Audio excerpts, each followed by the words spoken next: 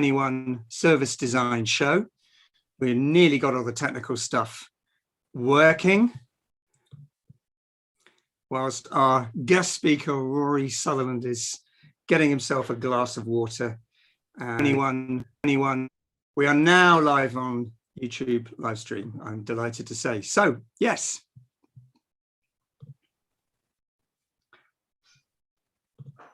Stop sharing momentarily. And hello to you all. Lovely to see you all. Some names familiar to me and some new guests, which is absolutely fantastic to see you. I'm going to record on the Zoom as well. Here we go. So this is the launch event of the show, the RCA 2021 show. I'm going to give you an introduction to the topics that we're going to be hearing about. I'm going to introduce you to our guest speaker, Rory Sutherland, and then I'm going to introduce you to the students. We're hoping for a rich and productive conversation around the themes of the work of the students from this year's class of 2021. So let me start with my introduction and set the scene for the work you're going to see.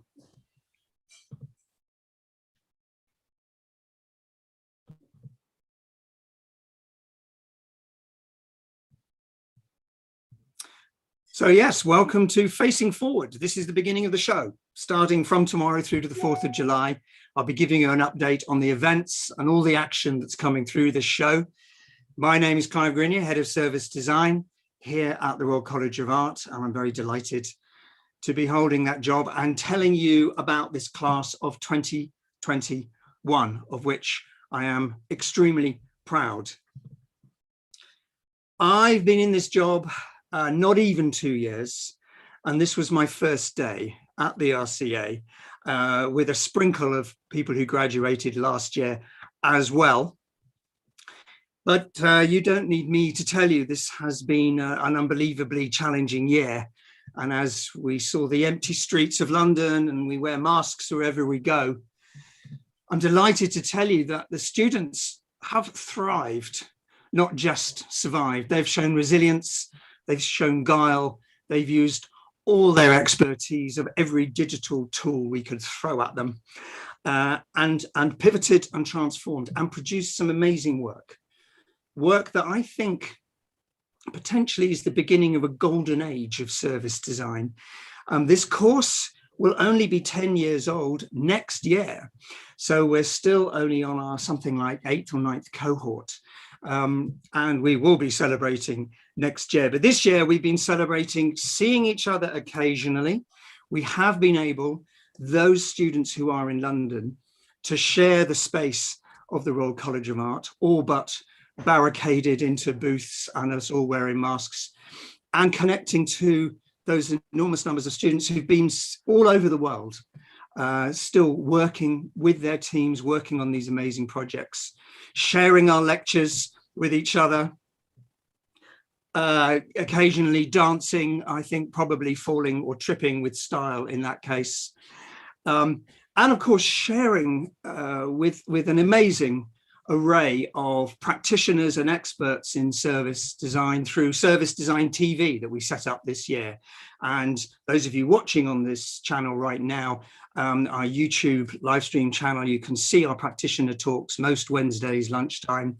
And here you can see not me, but much more interestingly, Mike Montiero, the great protagonist, provocateur of ethics in design. Amy Herman, a fabulous talk just a few weeks ago, and a whole series, including all the events from last year's show and January's WIP show.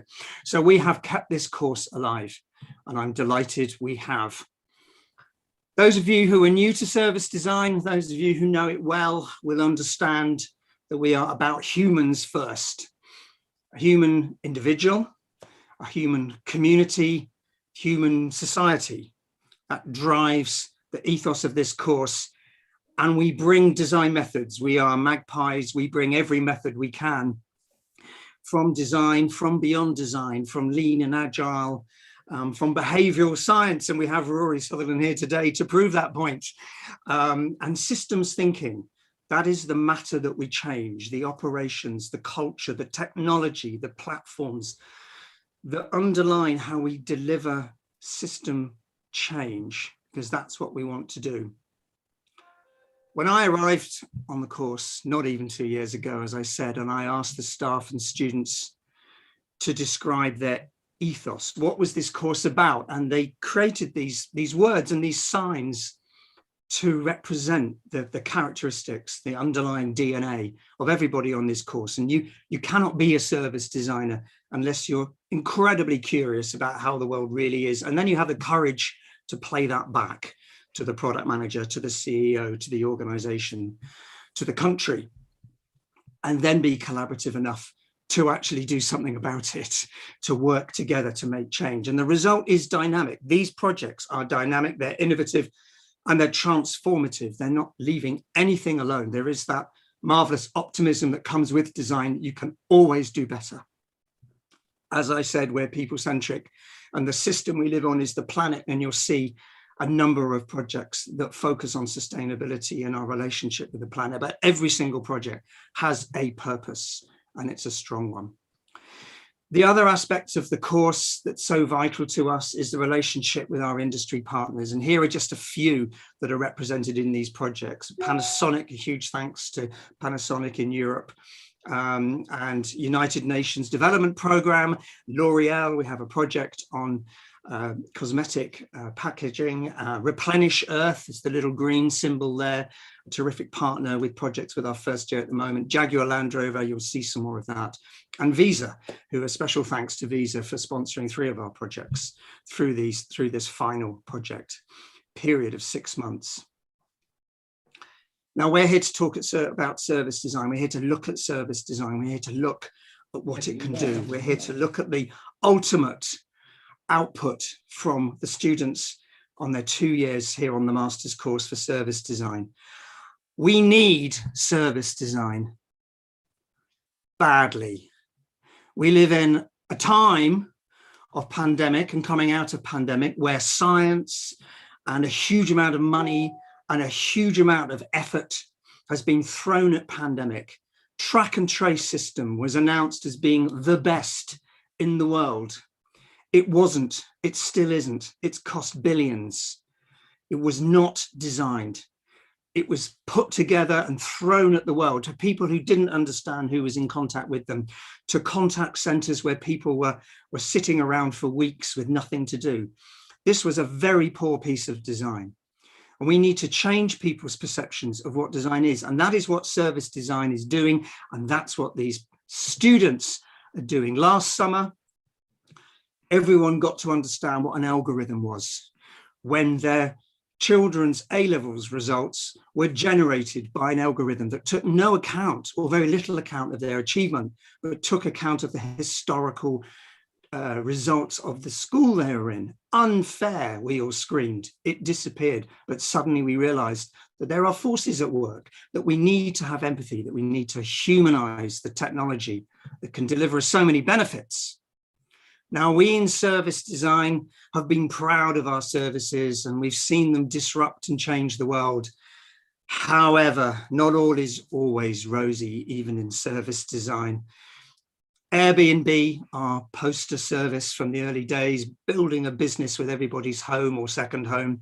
This is the riot in Barcelona as Airbnb had hollowed out the neighborhoods of Barcelona. People didn't want to live in a beautiful city that was hollowed out with only the sound of suitcase and cobbled street on a Sunday morning. And Uber, the other wonderful service that disrupted and brought taxis to our door, suddenly the relationship with its own drivers and the safety of its riders, these became important issues that we had to worry about.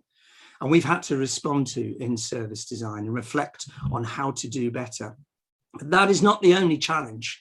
The challenges are not just pandemic. The challenges are not just a lack of perspective of the impact of services.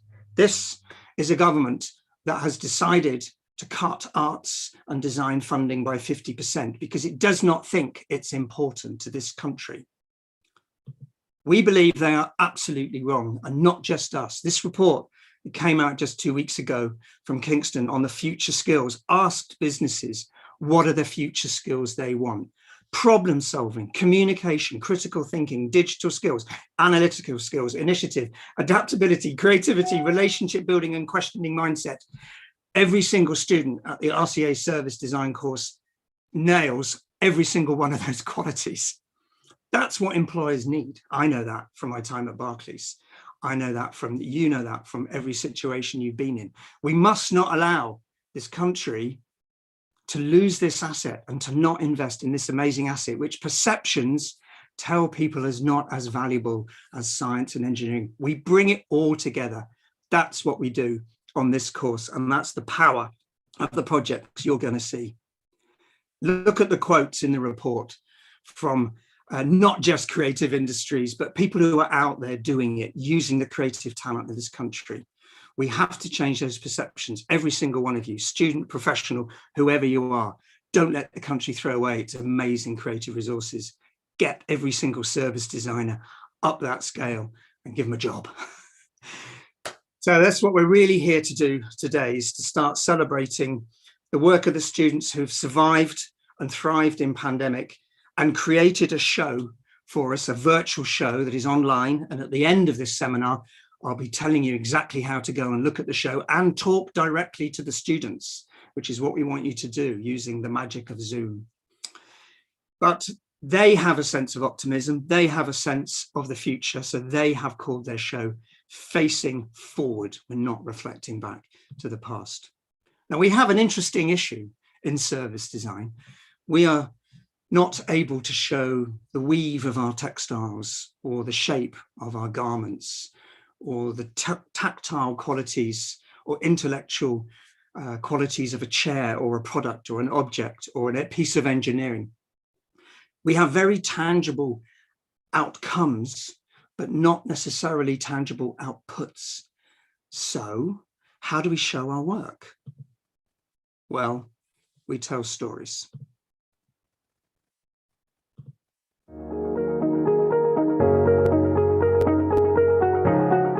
So the projects you're going to see cover every aspect of life. They do what service design does.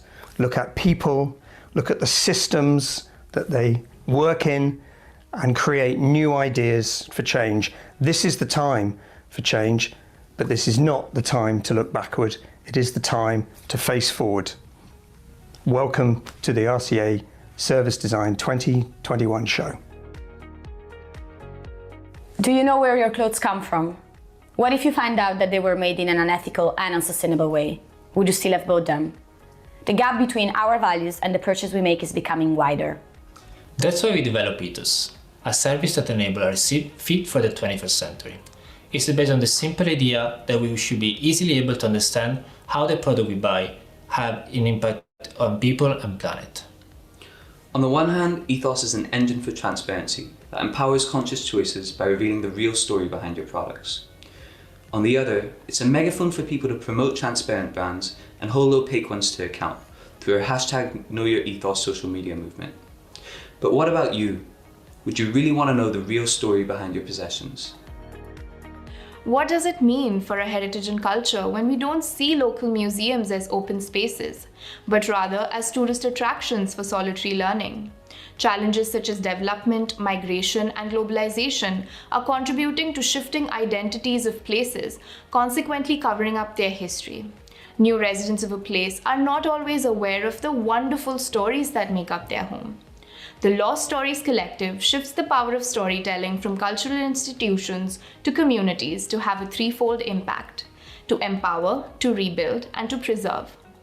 Our goal is to empower neighbors to come together, to take ownership of their local histories and narrate them in a way that makes them feel proud.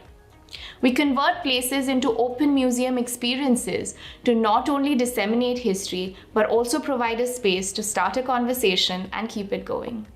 Through co-production, co-curation, and co-ownership of shared local histories, the Lost Stories Collective creates proud, empathetic, and more cohesive communities.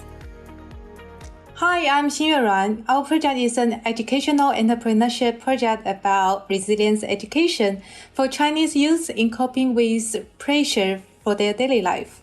Our vision is to develop a roadmap for Chinese teenagers to adapt to life challenges and grow even stronger than before.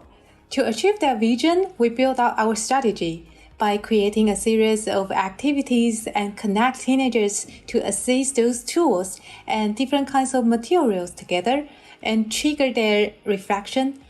In addition, establish a community for them to support each other. And we designed activity based on 5 elements of localized resilience skills with goal focus, positive perception, and emotion control, interpersonal assistance, and family support.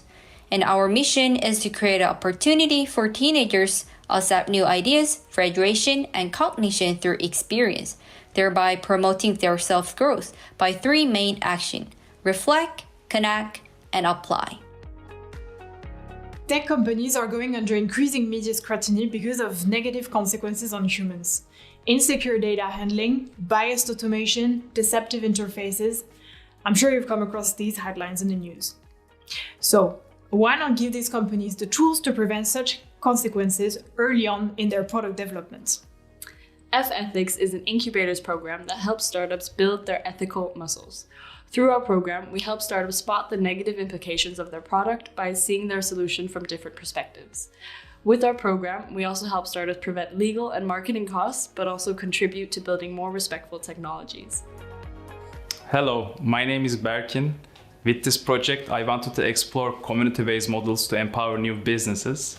The design process has led me to Oval, which is a community-powered validation platform for B2C startups inside incubators. Often, startups don't have time, money, or existing consumers, so it can get quite painful for them to find early people interested and generate insights to validate their businesses. That's why Oval connects communities with startups based on interests and mutualities, so founders can test their business's viability, while community discovers new startups and gets paid to interact with them, and incubators can observe this early traction and de-risk their portfolio of startups. My project may tackle public urination, but it's about feminism, advocacy, empowering women outside of their home. We've designed a public female urinal that we hope it can make it into our streets. When bars and restaurants were taken away from us because of COVID-19, it made this issue become more apparent, but it's always been there. The inequality in public urination facilities, it's massive, and it should come to an end. A lot of public urination devices for women are in the market, and that's great, but public urination is illegal, so if we don't have spaces to urinate, it might as well be for nothing. We are Nisa and Yulin, and our project name is called You. We are working for scoliosis and postural behaviors. Scoliosis is a condition that starts at a very young age, so spotting and treating the curve early is the key. But the spinal health check is no longer done in the UK schools. Therefore, our cross-media service You, using simple self-examination tools and customized navigation to help teens catch scoliosis symptoms early and build a positive attitude towards body and posture. With such tools, we believe we can support individuals and healthcare system from the bottom line. Also provide a foundation for self-diagnostics imaging of spinal care in the future. Since the pandemic has started, many companies have moved their work online, and employees are experiencing new challenges while working remotely. Blurred boundaries between work and life makes it harder for employees to enter a working mood and stay focused on their tasks. Also, conversation with colleagues are limited to work, and they miss the informal interactions that are needed for healthy social connections. Our service, Pebble, is a tailor-made virtual assistant that helps remote workers tackle their day-to-day problems. It provides cognitive exercises which help users switch between various working modes, allowing them to better stay focused on their work. Pebble also simulated the real-world interactions from office, let users easily catch up with their peers. We aim to promote productivity and happiness in the workplace. Hi, we're Ken and Itsu. Did you know that 1 in 3 of us would be an unpaid carer who looks after family members or friends with long-term illness or disabilities? Looking after for loved ones is invaluable, but it can also be very challenging. We heard a lot of people who has caring responsibilities find it difficult to take time for themselves or even to recognize they are the person to be supported. Mobilize is a platform aimed at creating a little mind space in care life. Unlike the present scattered and disconnected services, Mobilize provides seamless onboarding experience and personalized services for carers. This not only support the person with caring role, but also benefit their loved ones being cared for.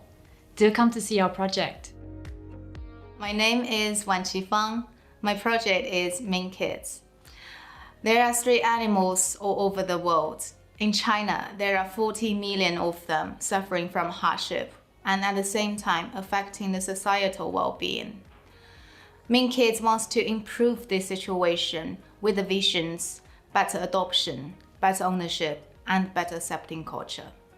To achieve this, Mink Kids applies modern and professional knowledge about animal behavior to the animal adoption system and empowers owners to establish a new and healthy relationship with their pets. White Hunter is a treasure hunt that combines online platform with urban green spaces. It meets the demands of families with children aged 6 to 10 who want to experience an entry-level nature-based education, which is low cost and close to home. Besides, it allows children to develop an emotional connection to nearby parks and species through treasure hunt, helping them love nature more.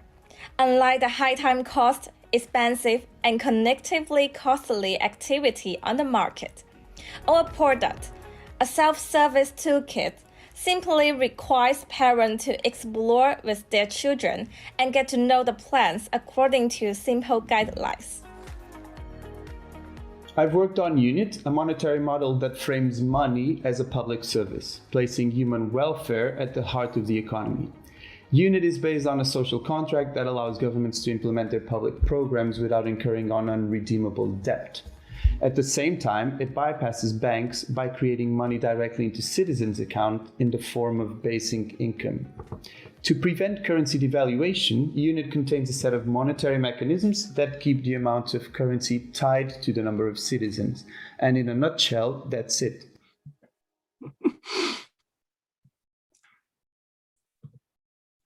In a nutshell, that is it. Just a superficial scraping of the projects, 43 projects, 75 students who completed their service design course just a couple of weeks ago and have put together this amazing show facing forward. To make the projects digestible and understandable, we've created a number of themes, and next week, and I'll be introducing those to you later on at the end of our conversation, we'll be taking each of the themes forward. And I'm going to give you a very quick overview of all the projects and the themes that are inside each one. First theme I want to introduce is designing for equity. What is equity? We started off looking at equality, and in an inspirational talk by Julian Thompson to the students during this last year, he explained to us that equality is giving everybody the same box to stand on as you look over the fence to the football match the other side. But of course, if you're tall, that's great. But if you're not so tall, that same box doesn't help you. Equity is giving you the box that suits your height. And if you're short, you need a bigger box to make sure your eyes are over the top of that fence. And we really embrace that. And these projects here, in their different ways, address that need for equity. How do we help 60-year-olds as they approach the latter part of their life look after themselves properly, help them, their nutrition and their health survive? How do we help migrant children in China where families are moving around that huge country at different times for employment and the pressures that puts under kids? You saw briefly in the film the wonderful Project U that fills the gap from the old school nurse that used to check your spine for the 2% of people who have spinal injuries that can be absolutely debilitating in later life. This marvelously simple way of checking whether you may have a propensity for that at an early age. Olympia, Leah's wonderful project, started off from the premise of somebody being arrested and taken to court because she had used a male urinal, and the judge decided she must have indecently exposed herself and therefore should be prosecuted. An unbelievable piece of inequality, lack of equity, everything. Looking at how generations can use technology to help them stick together, grandparents, children, and parents. And finally, Project Mevo, which worked with Asian women going through the NHS maternity services, finding it did not suit their lifestyle. They couldn't address and engage in the way the NHS thought they would. Being a service designer, understanding the barriers to adoption for those services, and recreating and prototyping them with midwives in Bolton. Fabulous, fabulous projects that look to bring equity. And I mustn't forget S-Geek, which is a positive campaign to help manufacturers and service providers consider the older customer who doesn't understand shopping when they're not bartering for it. So some really fabulous projects there with terrific insight driving their desire for equity. Sustainable culture and practice, just 3 projects in this, so they'll be sharing one of the events. A project with L'Oreal, and the students are actually working with L'Oreal, having left the RCA, on sustainable cosmetic packaging, such expensive, in every sense of the word, packaging that's only used once. Re-Up looks at working with fashion designers to reuse pre-loved clothing. We're getting used now to brands selling us what we used to call secondhand, now pre-loved. Now, how do we use those materials to make completely new clothes and inspire fashion designers? And stepping stones, fighting back against the nappy manufacturers of the world who have somehow persuaded parents that you mustn't stress your children to toilet train too soon. By looking at cultural mores all over the world, Peter created a project to help parents naturally toilet train much earlier with their toddlers, and therefore save a fortune on disposable nappies. Now, if there's one thing we need post-pandemic, it's resilience. Helping people help themselves, build resilience up. And we have a number of projects here around this hybrid working situation we find ourselves in.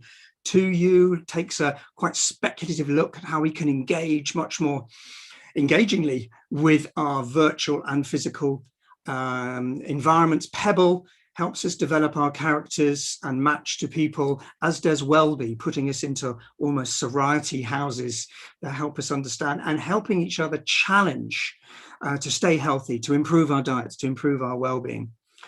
We have a project on the horror of addiction to the mobile phone in young people, and Menopere looks at the really taboo subject in Japan of the menopause in middle-aged women. And finally, Starly, you saw very briefly in the video, that looks at building resilience in young Chinese children under so much pressure to perform.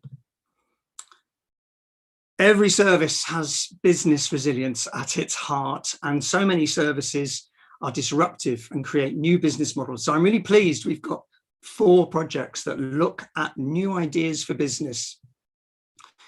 We have a Sam's project on customer-centric mergers and acquisitions in partnership with London Business School. Ask the question, why do 80% of mergers and acquisitions fail? And Sam realized that there's no customer feedback on what that acquisition might look like from a customer perspective. So added to the legal and financial frameworks that people use to drive mergers, to help them understand what the response in consumers would be, creates a new insurance model that embraces and uses renewables. At the moment, insurance and renewable energy do not fit well. And as Sarah, the designer of this project, said, insurance companies, risk is a dish they never taste, despite it being at the core of what they do. A fabulous project that looks at how we can have greater agency around our own energy usage. Margot works with design students and helps them get jobs, and the prototyping and impact of that project is already being felt. And Bebop works with independent musicians in China to help them thrive and survive and spread their music more organically rather than waiting for an algorithm to send it to you on a playlist.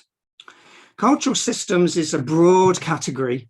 You saw Tanushka's wonderful museum project where she worked with Gunnersbury Museum and took it out onto the street and framed your very area in this case Southall, and told people of those local histories, those quite recent histories of riots and the stories from the community's mouth, as well as for them to hear. Park Pal, the park as a service, how to use nature around us. Con Neighbour, how to build communities in the elderly. Mint Kids, you saw, looking at stray dogs, and Wild Hunter. And Nopi, helping us, the young people who don't take driving tests, who don't buy cars anymore, helping them to still use car hire services and get over the transition to driving a car that you've never driven before.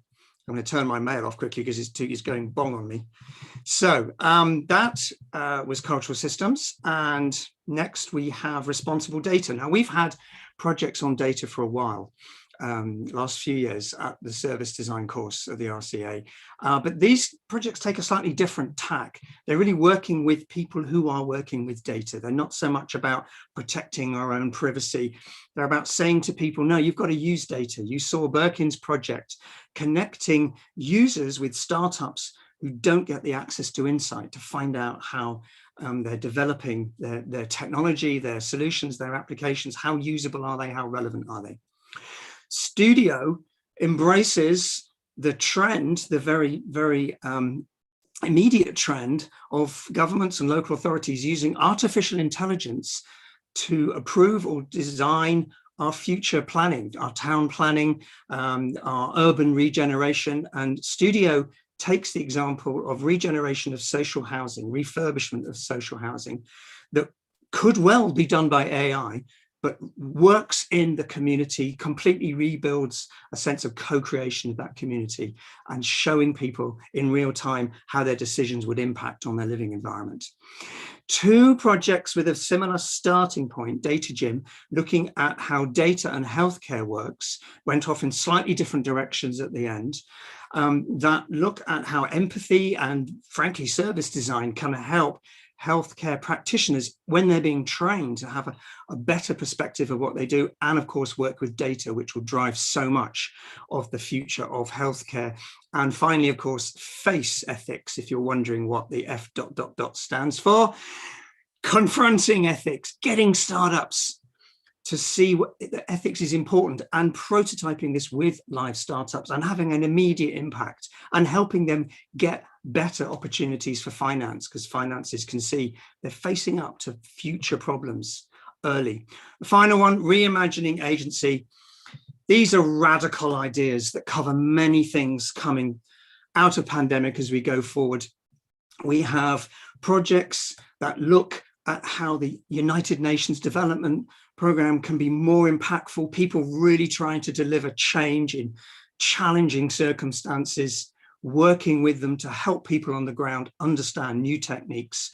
And Project Seed, doing something a little bit similar, helping local authorities, public sector bodies learn and embrace new techniques to go and again deliver transformational solutions in local communities. Ethos, you saw briefly at the start of the video, a project that brings together blockchain, data, authenticating supply chains, brand authenticity and trust, that the source of their materials, their carbon footprint, how much are they paying their workers, can be validated on a system level and fed back to the consumer in the receipt, a receipt that tells you that the fashion garment you just bought is good or bad for the planet and the people who made it. A fabulous, fabulous project with Visa, a great client for us. Thank you very much. A couple of other ones before we finish and we move on to talking about these projects. A wonderful project with Jaguar Land Rover looking at autonomous vehicles, but our own perceptions of danger and threat, and how we can take people on the journey to getting used to autonomous and driverless vehicles, and some wonderful, wonderful solutions in there. And finally, nearly finally, the Capsule Guild, a way of us as designers reflecting more on the decisions we make and actually sharing those reflections. And you saw briefly at the end, Zhao, with probably the most outrageous project we've ever had on the course. Unit is a reinvention of money, our transactional systems. How can we build in social good care for all of us into our monetary systems? When you've done with this event, We're going to show you how you're going to talk to every single one of these students. And I hope you spend the rest of the day and the weekend doing so on their individual Zoom links. Now, thank you for listening to me. I'm going to try and shut up now. Each of these students here is responsible for the themes of their that I've been showing you responsible data. So I might well be asking them questions or asking them to come and speak to Rory in a moment, but it is my great pleasure even, to introduce Rory Sutherland, who claims he's chair of Ogilvy Group, but he says that's basically a subterfuge for what he really is, which is a behavioral scientist. So I want to right now, I'm going to stop sharing my screen and say a huge welcome to Rory Sutherland. Hello, Rory, how are you? Hello, how are you? Something occurred to me. I never asked how long you wanted me to speak for, so I better ask that first. I read every single detail. What would be ideal? Because I can do it for as long or as little as you like. Rory, I know that you are a fabulous speaker, and I want you to inspire us, and you can talk for as long as you want. If we said 15 to 20 minutes, and then it would be lovely to start having a conversation. That's exactly why I wanted to keep it briefer, because... Yeah, okay. So whatever you like, you can react to what you see or tell us what you think of the world at the moment. I'll start off with actually a conversation I had with John Cleese. And if you go to the Ogilvy Consulting YouTube site, Nudgestock is our annual now online festival of behavioral science, where we have typically about sort of 40, 50,000 people actually attending.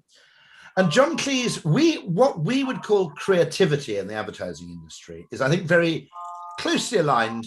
There's a parallel with the problem with what is also called design, which is the words tend to carry very specific associations, and they tend to be thought of as downstream activities.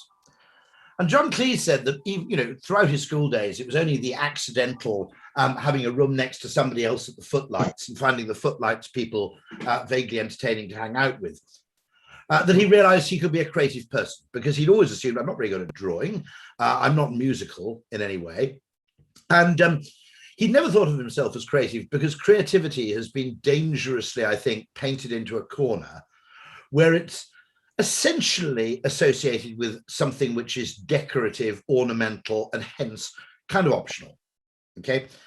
And I think the same thing has happened with design. Now, there are people who use it correctly. I mean, I don't know, that the economist Herbert Simon, an Austrian school economist, effectively refers to all problem solving as design. Complexity theorists, people in complex systems thinking, use the word design correctly, just as John Cleese is trying to encourage us to use the word creativity correctly.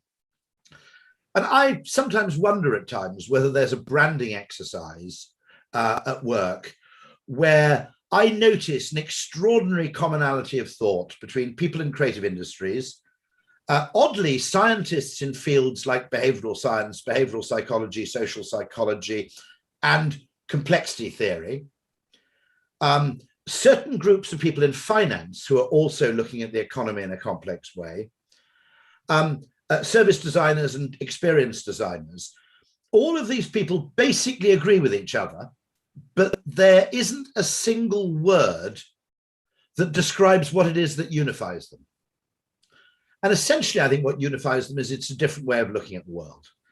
In other words, it's a way of looking at the world through actually a design lens, to be absolutely honest, which effectively sacrifices a degree of certainty. The gain you get when you sacrifice that degree of artificial certainty is that you massively expand the solution space. And this is my great argument, which is that most business decision-making tries to be essentially imagination-free. It tries to be psychology-free, because that way you can reduce everything to a kind of Newtonian reductionist economic model or engineering model. You leave the human out of it completely. And what you gain through that is a sense, one thing is, I think, a degree of insurance against blame. Because if you can create the pretense, most business and governmental activity is not really decision-making, it's arse covering disguised as rigor, okay? If I go through a very rigorous process to arrive at a single conclusion, What that means is no matter what happens as a result of my decision, I can defend my decision. And it leads to a very, very strong bias in favor of fairly conventional decisions, because the more conventional your decision appears, the less likely you are to become the focus of blame in the event that things go wrong. Just to give a parallel, it's very, very difficult to sell highly creative advertising, because if you do advertising that looks a lot like your competitors' advertising, and let's say the product launch doesn't work, everybody goes, well, we're probably too late to market. Maybe we've got our pricing strategy wrong. I think the supply chain problems didn't really contribute. If you do the same thing, but your advertising features an animated dancing goat, right? You can bet that in the event that the product fails, the guy who approved the goat is going to get 95% of the blame, because he's the person who differentiated himself. And I'm going to, now, there are huge gains in business to taking highly differentiated decisions for the business. For the person taking the decision, unfortunately, the risk-reward profile is extremely uneven. And unless we solve this problem, I don't think we're going to make any progress, because essentially there's almost a motivation within the business to turn every problem into an engineering problem. But Sarita Bethia, who's a wonderful head of behavioral science at Coca-Cola, the way she describes it, she says, behind every business problem is a human heartbeat. And there's something strange about our educational system. And John Cleese remarked upon this, which is that you look intelligent by pretending to be scientific. And the way you pretend to be scientific isn't actually by being like a scientist, like a Darwin or a Fleming. No, it's by pretending every problem is a bit like a high school maths problem. And Cleese and I have both separately cited these problems where two buses leave a bus station at 12 noon. One travels due north at a constant 40 kilometers an hour. The other one travels due west at a constant 30 kilometers an hour. What time will it be when the two buses are 100 kilometers apart, or whatever it is, okay? Now, of course, it's a nonsense. No, very, very few real world problems are like that. First of all, the buses are traveling in straight lines. They're starting on time. Buses never travel at a constant speed. The real world is simply much messier than that. Notice there are no humans involved in this. It doesn't ask how happy the people on the bus might be. It simply talks about the movement of inanimate objects. And it has a single right answer, because you have all the information that's necessary in order to arrive at a single demonstrably true answer. And I think most business and governmental decision-making is actually engaged in exactly that pretense. Hayek calls it scientism, which is let's pretend problems are an engineering problem, a reductionist sort of engineering problem, solve for that, impose the solution on reality, and we'll walk away as McKinsey taking all the credit. You also have a culture where, by the way, finance and procurement within organizations are able, broadly speaking, to take the credit for cost savings without ever having to take the blame for missed opportunities. Reduced costs are always more tangible and quantifiable than missed opportunities are. And you've created a world where there are powerful people within organizations who can essentially, McKinsey would, consulting firms would do this. They'd come in, they'd cut a lot of costs, they'd take the credit and justify their earnings on the basis of those reduced costs, but no one is out there measuring the possible opportunities that were lost because of the spurious efficiencies that were generated. And there are a few perfect examples, by the way, of that world of trying to pretend everything is a science problem. I'll give you a couple. I was with a bunch of very senior people from Nokia on the day the iPhone came out, the first iPhone. And it's worth noting, by the way, the first iPhone objectively wasn't all that great. Okay, it had a calculator, it had a browser. I think it had some kind of map, if I'm right. I don't think it had access to Google Maps. It had obviously iTunes Store. It didn't have an app store. There was no app store back then. And the people from Nokia were highly dismissive, not least because they said, we know from Nokia that the battery life's too short. No one will tolerate a mobile phone which won't go from 7 o'clock in the morning till 2 o'clock in the following morning, when you finally stagger into a taxi, without running out of battery. Okay. Turned out people loved the phone so much, they all found workarounds. They bought cases, they bought portable chargers, they took a charger to work, and they plugged it in at lunchtime. Okay. And it occurred to me what everybody was asking then was they were asking the wrong question. That they were asking the question, what can this phone do? Whereas what Steve Jobs was asking was, what does it feel like when you're doing it? And I would argue that there's always that human heartbeat, that what something feels like while you're doing it is actually more important in most problems involving any form of human behavior than what the thing actually does. And I have an example of a similar parallel invention to that, which I think is one of the greatest pieces of service design in the last 50 years, is the extraordinarily trivial piece of technology, which is the Uber map. Because what everybody would have looked at it from the point of view of how long does somebody have to wait for a cab? Okay. Now we all know, and the English language tells us, that the perception of time is highly elastic to begin with. You know, time flies when you're having fun, or alternatively, it was the longest 10 minutes of my life. Okay. I'm probably famous because of my Eurostar argument, which is that putting Wi-Fi on the Eurostar would have been more beneficial to the passengers than spending 6 billion reducing the journey time by a relatively nugatory amount. I also said that making the journey more enjoyable or useful, you know, the supermodels with a Chateau Petrus, would be a better way to distinguish yourself from the airlines than actually trying to compete with the airlines on the one thing where the airlines can always win, which is speed. Okay, no one travels on the Orient Express because it's fast. No one ever asks of a cruise ship, yes, but how fast it is, okay? To an extent, enjoyment is a perfectly reasonable thing to optimize alongside speed. But the problem is we have SI units for speed. We don't have SI units for hedonic values. And we don't have an SI unit for something crucial, which is human uncertainty. And I've spent a lot of my time going to British Airways and saying, don't anally obsess about flight punctuality to anything like the extent you do until you first looked at airport information. Because psychologically, okay, there isn't that much difference between whether your flight's delayed 20 minutes or whether it's delayed 40. Most people build in a buffer, okay? Psychologically, there is an enormous difference between looking at a departure board and seeing delayed 40 minutes and looking at a departure board and seeing BA 246 delayed. Very helpful little checklist, by the way, which comes from a neuroscientist called, I was going to say Chris Rock. He's not called Chris Rock. He's called, I hope I'm credited, David Rock. Thank you. It's called SCARF. Status, certainty, autonomy, relatedness, fairness.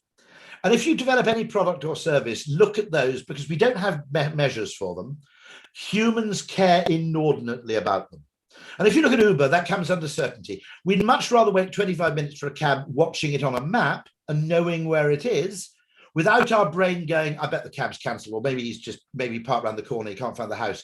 Oh my God, what do? Do I stand outside like a bloody idiot and miss this party in case the cab turns up?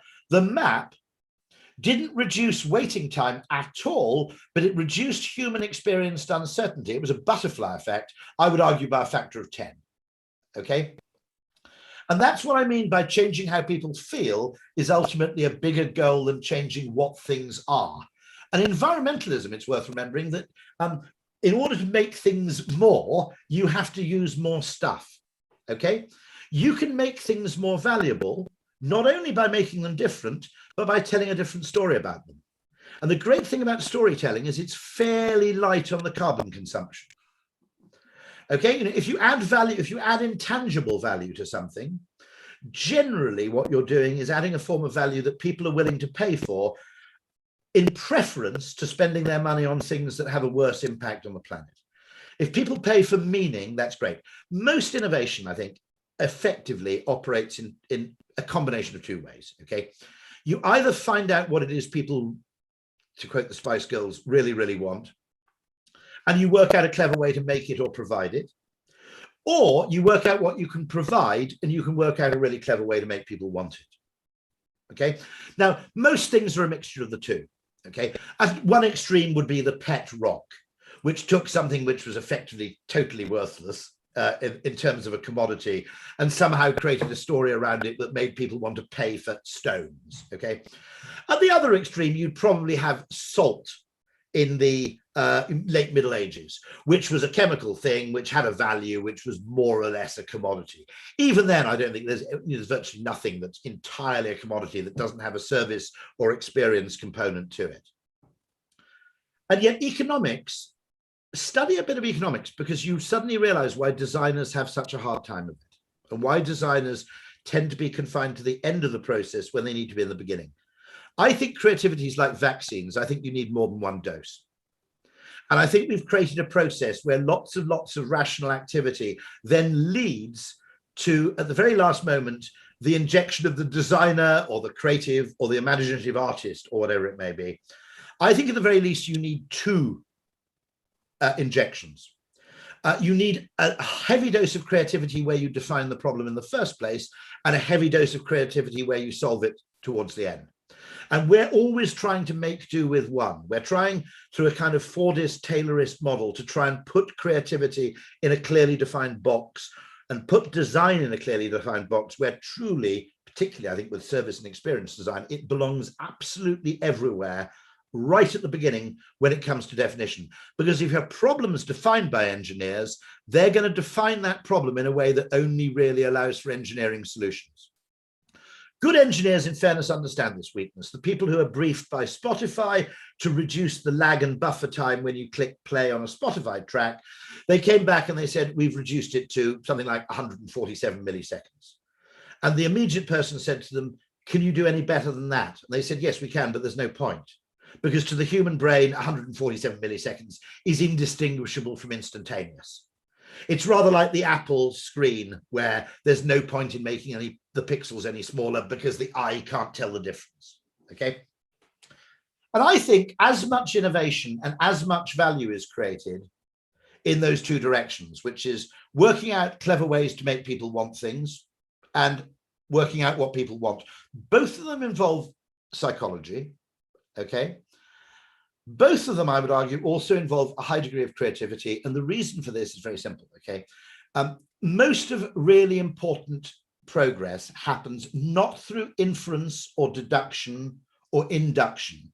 It doesn't happen through a sequential process where you take the data, you know, two buses leave a bus station, and you have all the data you need to solve the problem, and you solve the problem. Those are very, very rare. And indeed, to be honest, in school, they're artificially constructed problems. They're not real world problems, okay? Most of the time, you don't have all the information you need, and you're also dealing with laws where the future is not necessarily going to be the same as the past. During the pandemic, every single airline in the world had to turn off all its pricing algorithms because the algorithms had all evolved for a world that no longer applied. Or every single airline pricing algorithm assumed that if you drop the price, you'd fill the plane. They discovered, of course, you had two kinds of people who would have basically paid anything to get on the plane because they wanted to get back home, and a bunch of other people who wouldn't get on a plane if you put a gun to their head. And so by dropping the prices to the few people who would have paid almost anything to fly, they were basically destroying the airlines. And the airlines had to turn those algorithms off and go, the context's different, we've got to do this manually. And I think, by the way, I think I would love a separate talk around this whole business of algorithmic decision-making and AI, because I think it is potentially very, very interesting when it's used to inform human decision-making. I think it's potentially very dangerous when it's used to override it completely. And Silicon Valley has a natural hostility to anything involving human beings because they see ultimate success as the siliconization of absolutely everything. I have no objection to GPS. Sometimes my GPS tells me things I never would have thought of doing. It brings me new information. I do have an objection to my GPS deciding and overriding my preferences, because the GPS doesn't know what it's like to be human, and it doesn't know my special set of circumstances. When I travel to Gatwick Airport, I don't follow my GPS. I go on the A25, not the M25. Why is that? The A25 is slower, but there's a lower variance. Okay, I might be 20 minutes late on the A25, I might be 30 minutes late, and it might take me 15 minutes longer on average, but I won't get stuck for an hour and a half and miss my plane. Now, the GPS doesn't understand that. And so it's making decisions in a very, very narrow contextual range. And when my circumstances differ, or it starts, or the context changes, the algorithm goes from being really quite clever to being exceptionally dumb. It's rather like the technical equivalent of Richard Feynman's point that outside his field of expertise, a scientist is just as dumb as the next guy. Okay. And so, you know, I have an issue. I'll just tell you a very funny algorithmic story. The other thing when you design services is, by the way, do what the military do, design for failure. One thing that alarms me with experience design and service design is everybody obtains a perfect result and they design the path of perfection, and the path of perfection, surprise, surprise, works very well. In reality, people will always make mistakes. Now, I call this school of design motorway service station path dependency. Okay, if you come off a motorway at high speed and you pull off, suddenly you'll be going at 70 and you're in a bit of a daze, and suddenly you're faced with a barrage of signs that go Lorry Park, Travel Lodge, Burger King, Costa drive-through, caravans. Okay, and you go, whoa, where am I supposed to be? Okay, if you make one single wrong turn in that process, you end up in the Lorry Park, and there is no reversible route whereby you can get back to the Costa drive-through or the Little Chef, right? And that's a design which doesn't allow for anybody wishing to iterate or to do things in a different order. I think the property market is majorly distorted because everybody is forced to choose a house in the same order. Choose a place, choose a price range, okay? And now, you know, estate agents' windows are less efficient than Rightmove, but they have a degree of noise and messiness which actually contributes to the overall intelligence in the marketplace. If you denoise markets, actually, markets work through the aggregation of noisy decisions. If everybody chose cars as consumers on an algorithm, okay, which would be something like acceleration multiplied by fuel economy divided by whatever, okay, cars would be terrible because car manufacturers would simply game the metrics and you wouldn't get the things that really matter about cars, like white wall tires and cup holders, okay? I agree with this, but I can say white wall tires because Clive did give a talk at the beginning where he said this is not a time for looking back while sitting in front of a vinyl record player. I just thought I want to make that point. Okay, slight inconsistency there, but you're forgiven, Clive.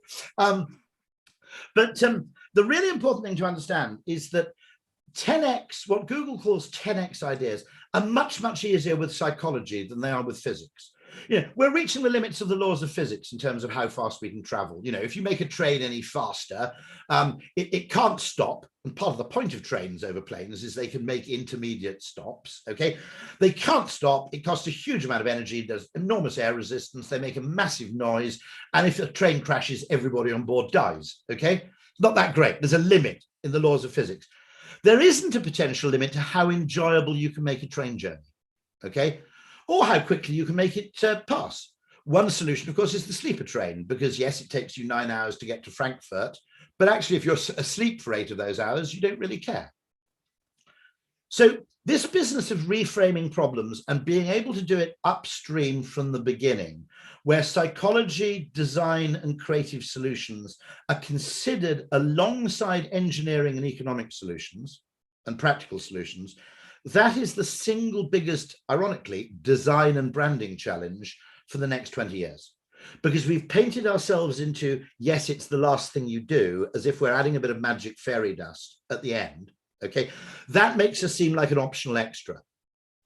Actually, I would argue Five Guys, Nespresso, Dyson, okay, Red Bull, none of those products, Gusto, none of those products make sense to begin with. So one of the things you've got to do as designers, by the way, is always test things that don't make sense. And I'll explain why very, very simply. First of all, okay, most scientific processes require human creativity. Don't allow people to think you're being unscientific when you're being imaginative or subjective. Charles Sanders Peirce, great American logician, called this abductive inference. It's not induction, it's not deduction. You don't have all the data you need. It's essentially what happens when you notice something unusual or you imagine something that might possibly pertain and you ask what might have to be true in order for this to happen.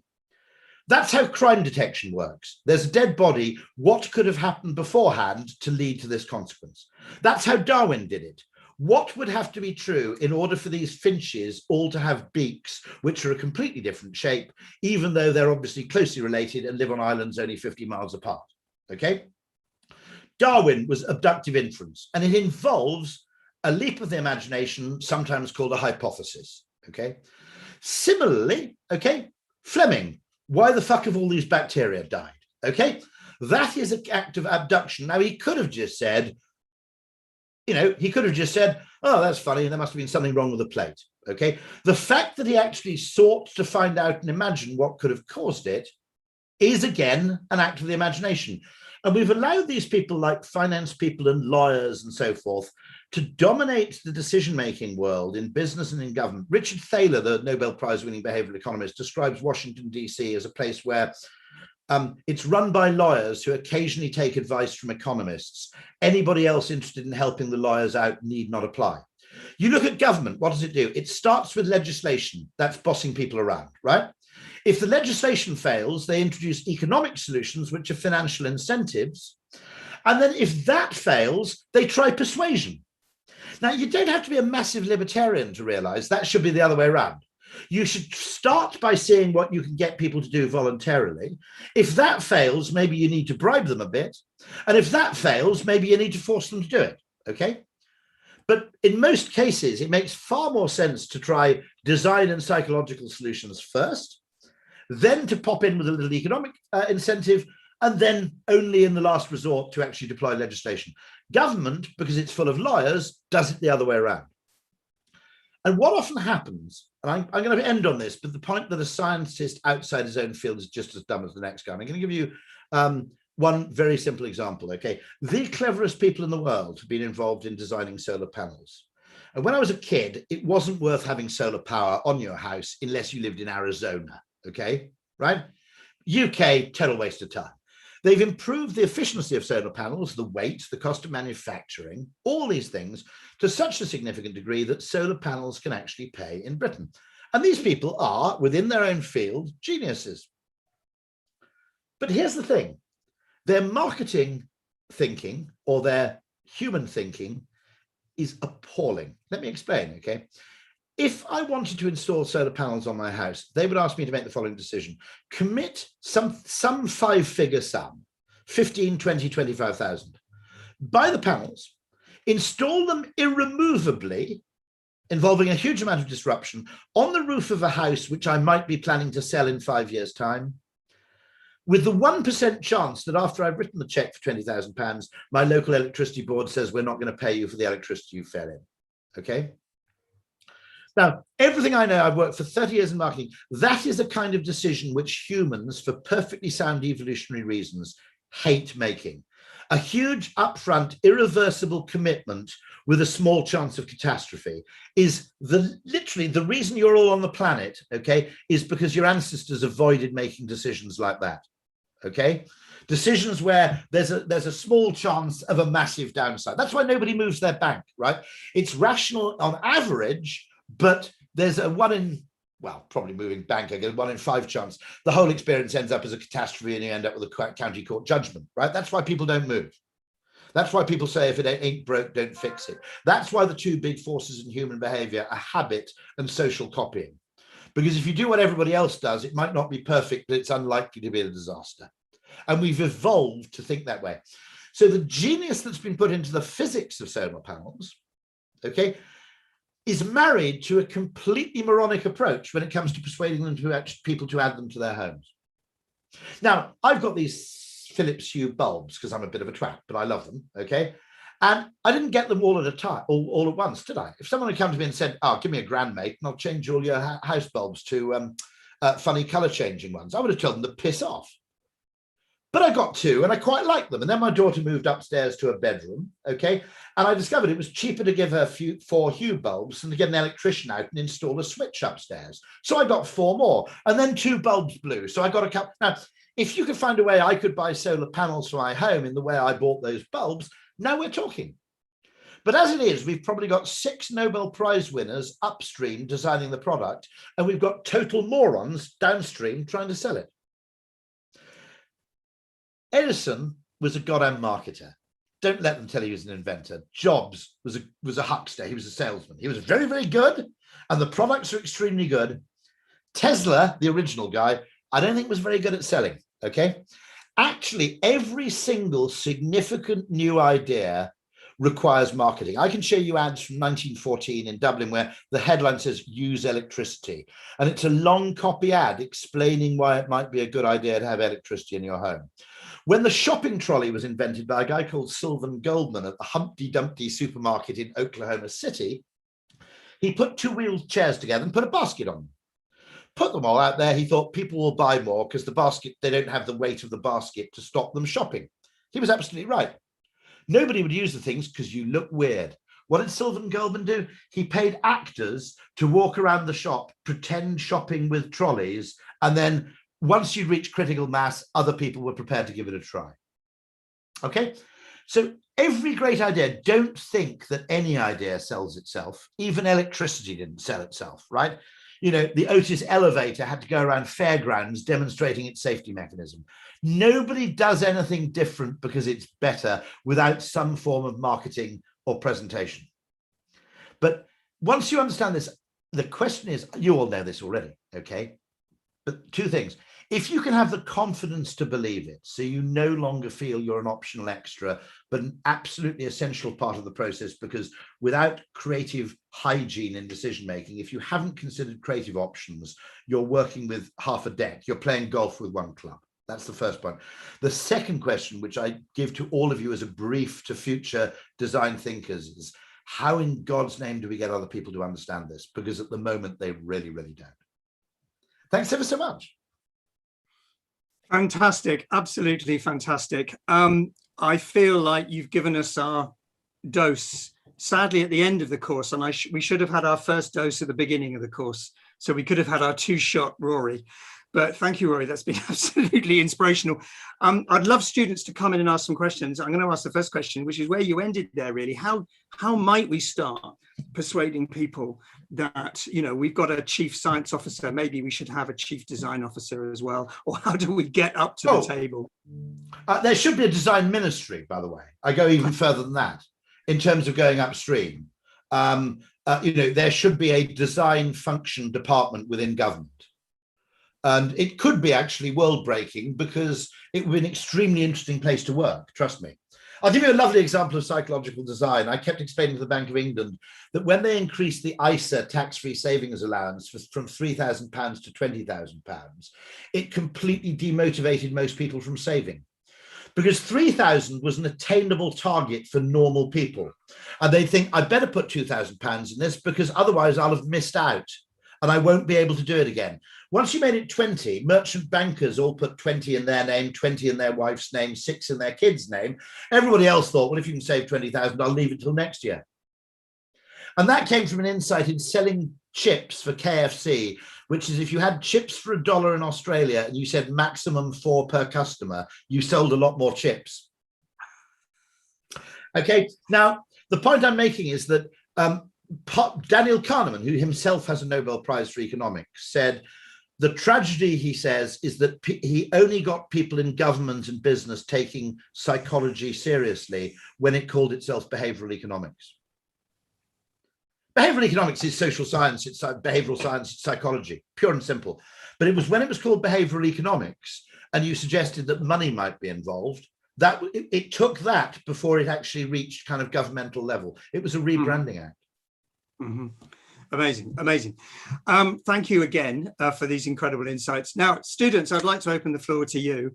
Has anyone got a question? Either pop it into the chat or just raise your hand or come forward and talk to Rory. Who's gonna be brave and jump in? Come on, Jao. Surely you've got a question. I don't. I just let the men talk. We just want to listen. Raphael, you did your project on facing ethics. Have you got anything, or would you like some advice about how to bring ethical dimension into services? Yeah, I was actually wondering. I mean, we've been no secret. We've been chatting on a WhatsApp chat on the side, being like, "Oh, it's quite linked to our theme." So we're working with the studio responsible data. And actually, we're all wondering, with like technology advancing very quickly into like 5G, blockchain, and everything. There's you talked about this tension between making a very seamless experience and avoiding having people scared by, you know, showing the Uber driver, for example, where he is and when he's going to be there. But at the same time, a lot of people have no clue what's happening behind the scene in terms of the date. And what if, I'm just wondering, like, if this, like, as technology goes further and it gets more and more, like, it's hard to understand, like blockchain honestly is super hard to explain. 5G is even worse. Like, as it goes through this, how do we solve that? Well, I'm going to make a terrible confession, particularly to your French. I'm a little bit Brexity. Okay, Robin Dunbar. I voted Remain, but unlike many Remainers, I get the point, which is that if you have decisions taken that are too remote from the people who experience the consequences of those decisions, decision makers don't have skin in the game. Okay. And I'll give you just a very trivial story, but I think it's telling, which is, for example, okay, let's put it this way. I think, just to explain my Brexity point of view, which I voted Remain, but I was so horrified by how completely unconsiderate Remainers were of the Leave argument that I kind of changed sides. Because I said, these people are silly. It's a trade-off, okay? There are always scale trade-offs. There are always scale trade-offs when you scale up, but economists believe there are only gains to scale, you see. And democracy works because you can get rid of a government without violence. It's not because you choose the government you want. This is Popper's definition, right? It's a mechanism for replacing, and it's good to replace a government completely because sunk cost bias means it's very difficult for a government to change its mind. What tends to happen in Britain and the US when it works well, it doesn't always work well, is a government comes in, it has 5 good ideas and 5 stupid ideas, okay? And then 10 years later, the government gets replaced completely, and you keep the 5 good ideas and you get rid of the 5 stupid ideas. And that goes on, okay? Sort of evolutionary process. If you have 27 countries speaking 27 different languages, okay, and consuming completely different media, the people have lost the power to get rid of the government. And so you end up with a French, an NRK solution, a French technocratic class who are able to make decisions completely remotely from the consequences of those decisions. So there's a big argument for localism, by the way. I mean, really big localist stuff, like, you know, let local communities decide things and feed it up. Now, I'll give you a lovely example of where algorithms are dangerous because they lead to a huge centralization of power and wealth, where I think it's a guy called Ventrakash Rao who talks about in the future, you're either going to be above the API of society, above the application programming interface, or below it. You know, and if you're above the API, you're powerful and you're rich. And if you're the people who do things to people. And if you're below the API, you're people who have stuff done to you. Okay. You know, and you can see that, you know, your delivery driver, it used to be a delivery driver. He was managed by his immediate boss and he had a whole lot of knowledge about which route to take. Now they've just got an algorithm telling them where to go, you know, and therefore you can pay them less and their experience doesn't count for anything and they become fungible and it leads to wealth inequality, I think. Okay. Now, my trivial story is this one, which is for some reason I've never got to the bottom of. Amazon had a hissy fit with me and decided it would only deliver to me on Thursdays, Saturdays, and Sundays. So Thursdays, Fridays, and Sundays, 3 days of the week. So if I tried literally on Sunday to get a delivery, it'd say, yeah, it'll arrive on Thursday. And I go, it's Prime. I'm paying for Amazon Prime. Why is it going to take 4 days? And I couldn't get this to go. I rang Amazon. No, we don't understand. Have you tried this? Yeah, I've tried that. Have you tried this? Have you tried this? Couldn't do anything, right? Nothing I could do. I was stuck with like 4-day Amazon deliveries. And eventually I had to solve the problem myself by changing my name from Roderick to Rory and changing the way I wrote my address. And then weirdly, it went back to normal. But it occurred to me the only person with the power to solve my problem was probably in Seattle. His Amazon shares had already vested, so he was worth $75 million. And he wasn't going to give much bother to some fat guy 4,000 miles away who couldn't get his Amazon parcel. So within the algorithm, if you're an eccentric or you're the exception, the extent to which you can be disproportionately punished in an unusual context, because the algorithm is optimizing for the average, not to minimize the worst case scenario for the individual. And there are two, in a sense, there are two forms of optimization, aren't there? There's let's make this better and more efficient on average, and let's make sure that this isn't terrible for anybody. And I think that the engineering mentality tends to do the first, not the second. And I'm very interested, by the way, because Rolls-Royce have published, this is the aero engines people, not the car, have published a paper on ethical AI, which I'd love to share with you. So if you get in touch with me on Twitter, I'm at Rory Sutherland afterwards. I'd absolutely love to share this Rolls-Royce paper because they're starting to do work and they want to put it into the public domain because they have AI which deals with the servicing of aero engines, okay? Where in some cases you can leave aero engines to go much longer without servicing because they aren't manifesting one of a range of particular symptoms. And so they have to ask this question about whether is this ethical. I mean, you have to ask questions like, do we actually, save $10 million a year at the cost of, on average, one life? Ultimately, you'll stumble up against these equations, which are very, very difficult to answer. And so Rolls-Royce is currently working on this and putting their work into the public domain, giving it away. And I'd be really interested to put you in touch with the people working on that project, because I think they've got some of it right, but I'm convinced one of the things they're not looking at is, that question of what's the worst that can happen. I'll tell you, I had a conversation with Daniel Kahneman, and it was rather lovely because it was a nudge stock. You can go and see it at the website. And Daniel Kahneman, who's absolute giant in the field of psychology and a Nobel Prize winner in economics. And we ended up talking about a speed camera on the M11 outside Chigwell. Okay. Now, my argument here is, you'll remember this, Clive, about 8 years ago or 10 years ago, a Liberal Democrat MP who was a high candidate for the leadership of the Liberal Democrats, okay, was done by a speed camera driving back from Stansted after he'd flown back from Brussels. I think he was an MEP at the time. And he dumped the points on his wife, who was the economist Vicky Pryce, quite a famous economist. And he was caught out points dumping his penalty points, and they both ended up going to jail, right? Now, I was the only person in the press who defended him. And the reason I defended him was I said, if you look at that particular speed camera on the M11 near Chigwell, which is called something like E57, it's got a name, it makes more money by a factor of 10 than practically any other speed camera in Essex. Now, I said, hold on, if a speed camera is catching far more people than normal, that isn't the drivers who are at fault, it's the signage. Right? And what actually happens, you come down the M11, you're doing 80, and you come over a hill, and suddenly it says 50. Now, you could brake from 80 to 50, okay? But quite sensibly and instinctively, most drivers don't like braking heavily for no readily apparent reason on a motorway because they think they might get hit from behind, and it's dangerous. So most people coast past that speed camera at like 57, which is of no risk to anybody, and they get done.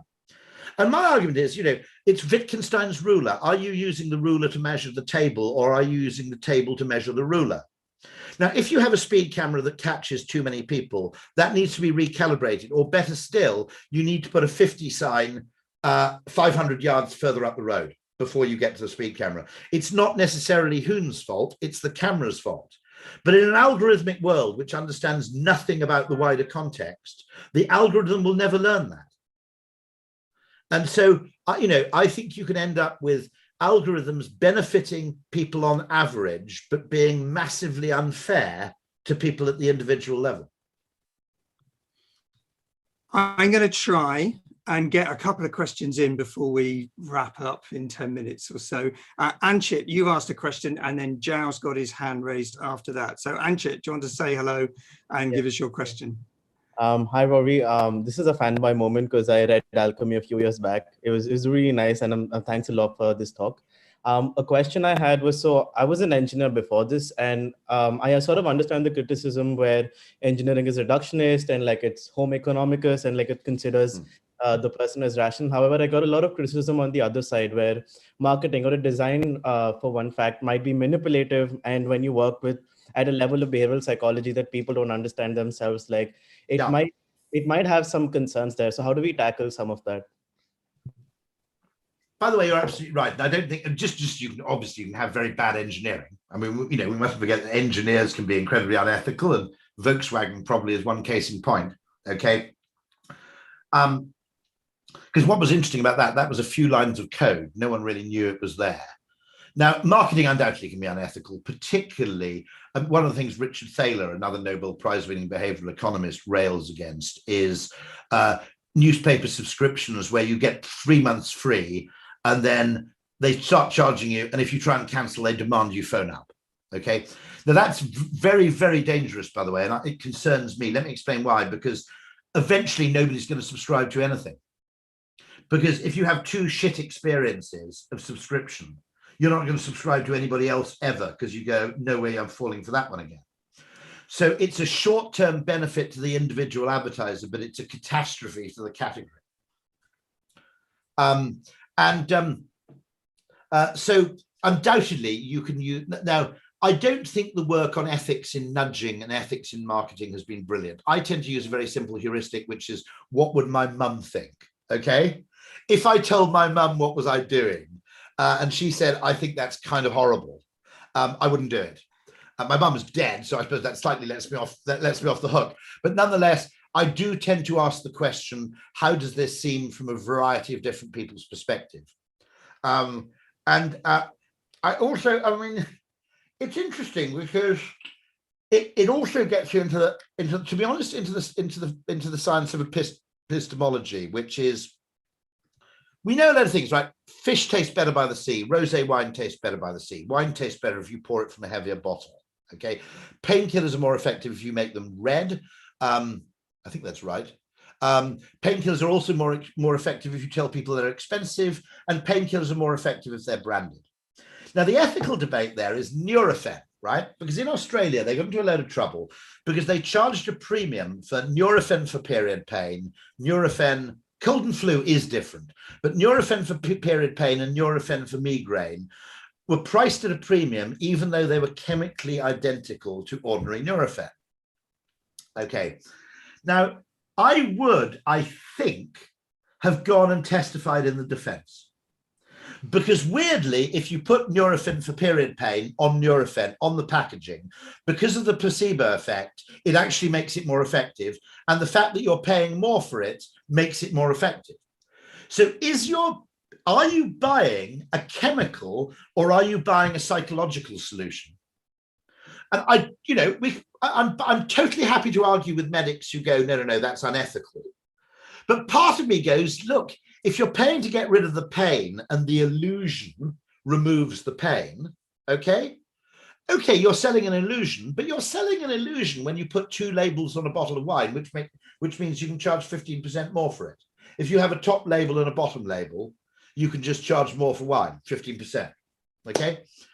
And to be honest, the wine probably tastes a bit better because our perception of taste is not only mediated by our taste buds, it's mediated by our eyes, our brain. I'll give you a lovely example of this, okay, which you could say was unethical, okay, which is my dad wouldn't get Sky TV. And I said, look, Dad, I said, why would I? He said, no, it's he only had 4 channels. He's living in the Welsh borders.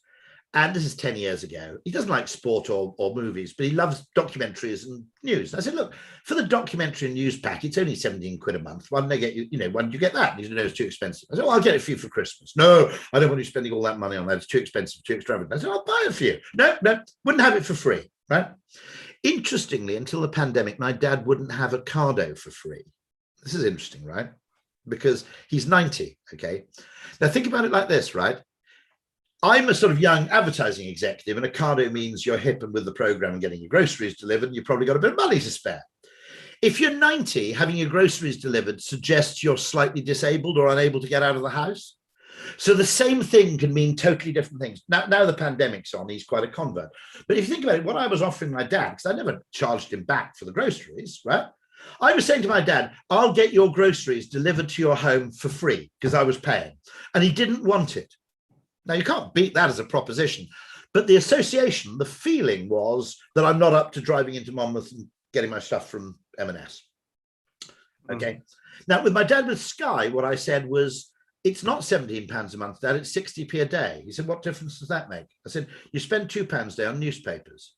If you're spending £2 a day on newspapers, spending another 30% on getting 200 news and documentary channels doesn't seem all that crazy. He said, oh, I see what you mean. He went and got it himself with his own money, and he now goes around the non-oceanarians of the Wye Valley saying, I can't believe you haven't got Sky Plus. Now, what I did there, okay, is something economists would regard as bizarre, because I changed the price of, I don't have the power to change the price of Sky.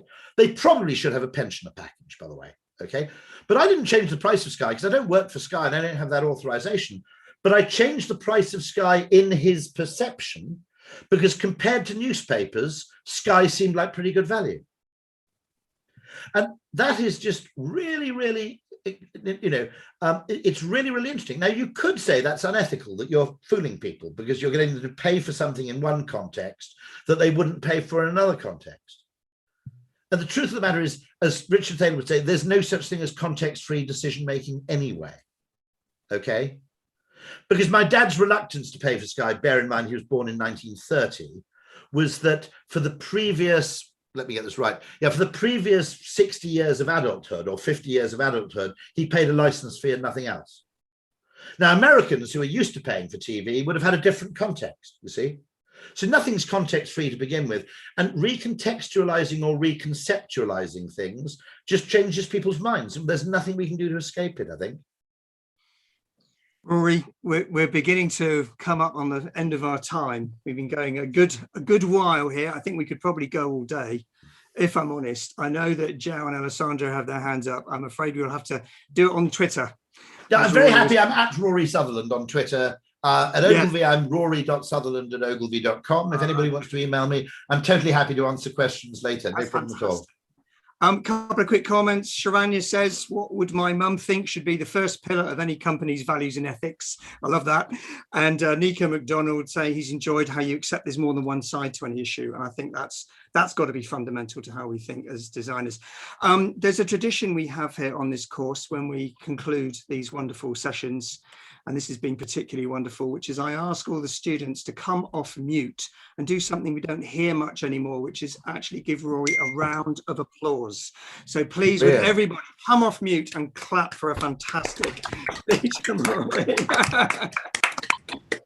Thank you so much. In the dying seconds, if I can just quickly update you on what's happening for the rest of this week, everybody, whilst you're here. The show goes on.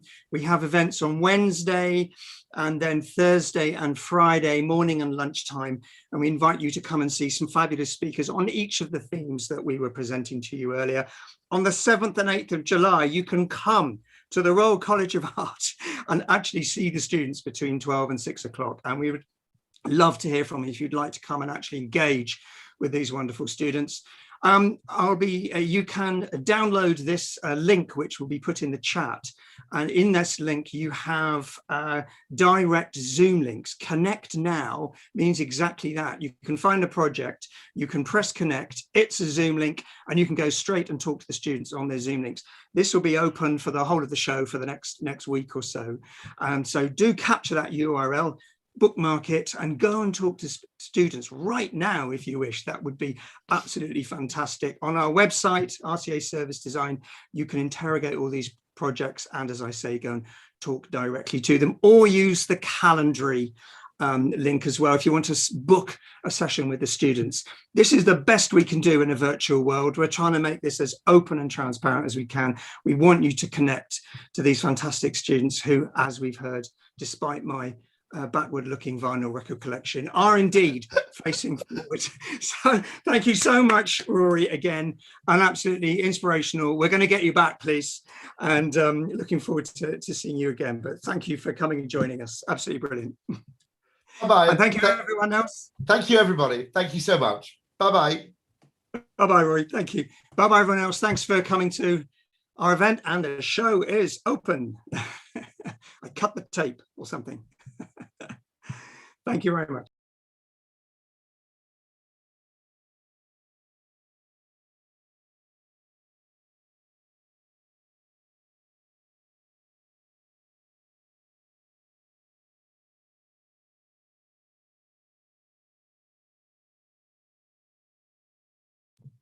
Oh, thank you. I was muted.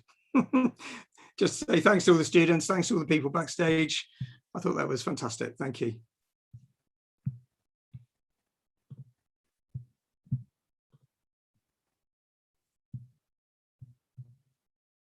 Okay, I'll stick around for a bit just in case anyone wants the more instructions. If you want to go and to speak to students, let me put the, hopefully you'll see in the chat, the speak to the students link.